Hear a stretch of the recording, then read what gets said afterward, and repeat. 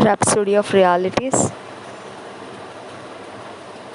आज गुरुवार 8 अप्रैल 2021, थर्सडे 8 अप्रैल 2021।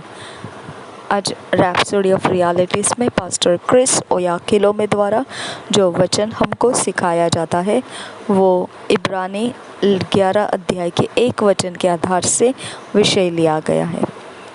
हेब्रियोस 11 chapter 1 verse के आधार से विषय है faith does not require physical evidence.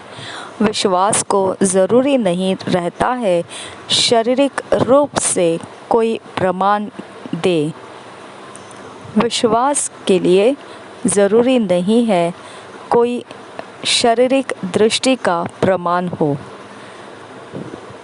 विश्वास के लिए ज़रूरी नहीं है कोई शारीरिक दृष्टि का प्रमाण हो। Faith does not require physical evidence. हम वचन के आधार से इसे समझेंगे।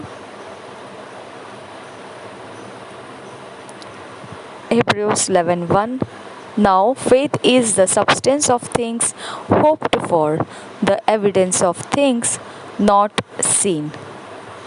Now faith is the substance of things hoped for, the evidence of things not seen. हम हिंदी में इसे पढ़ेंगे। इब्रानियों की पत्री 11 अध्याय 1 वचन। अब विश्वास आशा की हुई वस्तुओं का निश्चय और अनदेखी वस्तुओं का प्रमाण है। अब विश्वास आशा की हुई वस्तुओं का निश्चय और अनदेखी वस्तुओं का प्रमाण है। Assume it was your birthday and your favorite uncle, rich and generous, called you on the phone to tell you he just bought you a car. ऐसा आप सोचिए कि आपका जन्मदिन है और फिर आपके बहुत मनपसंद जो आपके रिश्तेदार है, जो आपके कोई भी रिश्तेदार है, बहुत धनी है और उदारता से भरे हुए हैं, उन्होंने आपको फ़ोन किया और फ़ोन पर आपको कहा कि उन्होंने बिल्कुल अभी नया कार ख़रीदा है आपके जन्मदिन के ऊपर भेंट करने के लिए। You would believe him and immediately get exalted even though you had not seen the car. और आप बिल्कुल विश्वास करेंगे उसके ऊपर और एकदम झटके के साथ आप उस विषय को बहुत ऊंचे पर उठाओगे, जबकि आपने तो अभी तक उस कार को देखा भी नहीं है। फिर भी That's faith. It does not require physical evidence. और उसी को विश्वास कहा जाता है। उस विश्वास को कोई शारीरिक प्रमाण देने की ज़रूरत नहीं रहती है। The reason you believe and rejoice is that you trust your uncle's character. Otherwise, you are express doubt upon receiving the news. You would express doubt upon receiving the news. अब आपने इस प्रकार से भरोसा करना, इसका कारण और इसका आनंद यह है कि आपको आपके रिश्तेदार के चरित्र के ऊपर आपका भरोसा है, और नहीं तो आपने शंका या ऐसे प्रकार के जो संदेह किया होता कि ये खबर तो है कि आपको वो कह रहे हैं, लेकिन उसको स्वीकारते समय आपको संदेह व्यक्त हो जाता था, शक पैदा हो जाता था।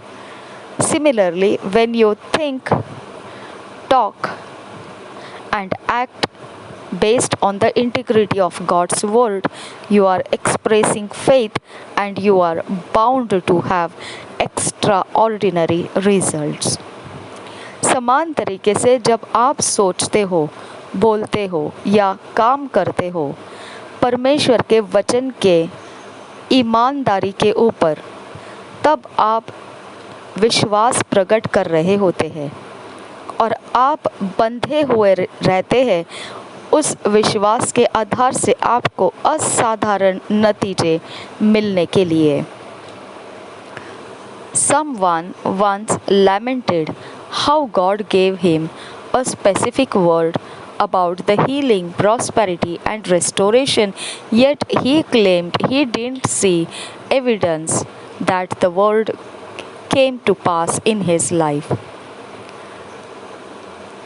कोई एक जन एक समय ऐसा दुख व्यक्त करने लगा, किस प्रकार से वह ऐसे दुख व्यक्त करते हुए कहने लगा कि परमेश्वर ने किसी दिन उनको खास तौर पर वचन दिया था चंगाई के लिए, समृद्धि के लिए और पुनर्प्राप्ति के लिए।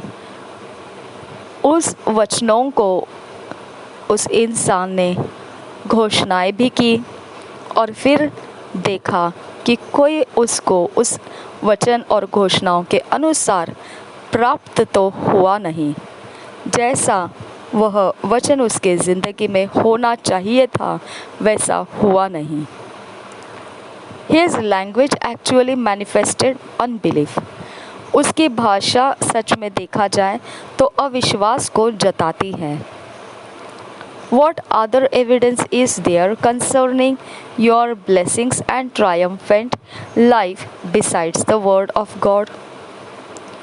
और प्रमाण की क्या ज़रूरत है इस विषय में जो आपके आशीषें है और जीत है आपके जीवन में परमेश्वर के वचन ही के तो द्वारा है, और इसके अलावा आपको और क्या प्रमाण चाहिए आपके जीवन में वो वचन पूरा होने का।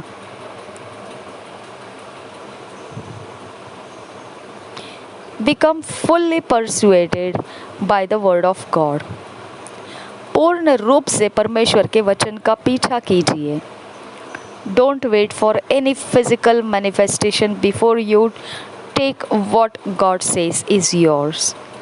कोई शारीरिक प्रमाण प्रकट होने का इंतज़ार मत कीजिए। जब आप परमेश्वर के वचन जो कहता है उसे आप ले रहे हैं, वो लेने से पहले आपको कोई शारीरिक प्रमाण का प्रकट होने का इंतज़ार नहीं लगाना है। Accept his word and live accordingly. उसके वचन को स्वीकारिए और उसके अनुसार ज़िंदगी जिए। Your faith is the manifestation. For faith pursues as fact that which has been declared by the word.